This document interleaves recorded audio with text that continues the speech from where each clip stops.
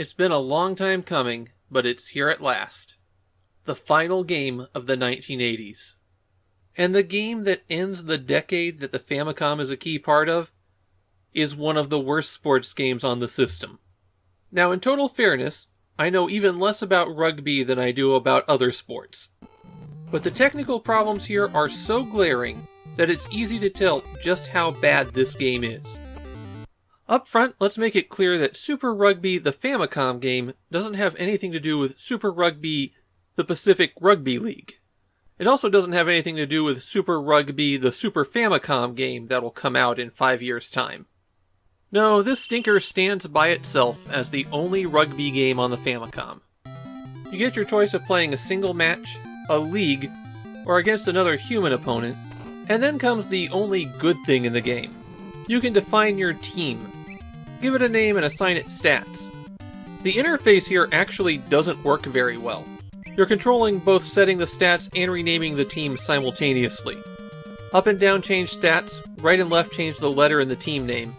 A advances to the next stat, B advances to the next letter. It's one of those things that makes you wonder, how did they screw it up this badly? You also get to choose if you want a 5-minute or 10-minute half. The clock runs about 3 times as fast as normal though, so games will be over almost as fast as you start them. And then we get on the field. The first obvious problem you're going to notice is that players move in this herky-jerky fashion. You'll run a few steps, stop, run a few steps, stop. It feels terrible. The next thing you'll notice is that it can only display 3 players on each side at a time.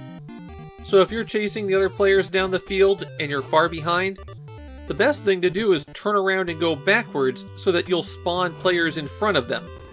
While you possess the ball, the A button passes and the B button selects who you're passing to. Pressing both buttons simultaneously kicks the ball down the field. When you don't have the ball, pressing the B button switches between players.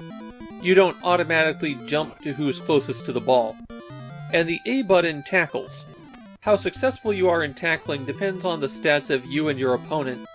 So against some stronger teams, you're just going to get dragged down the field. When the ball is dropped, someone can run over to pick it up, but I noticed it's not necessarily the person who's on top of the ball who gets the ball. Sometimes it just teleports several feet away to wind up in someone else's hands. I didn't score a single touchdown in the 5 matches I played. Some of that is down to not knowing the game, but some of it also feels like the AI is just given advantages that you don't have. Like how your players that aren't under your control tend to run away from the ball. It also feels like a lot of actions are on a delay. Like when I hit the button to pass, I'll often get tackled and fumble the ball after I've hit the button. Super Rugby is the first of 3 games published by super obscure publisher TSS. Nobody seems to be really sure who they were or where they came from.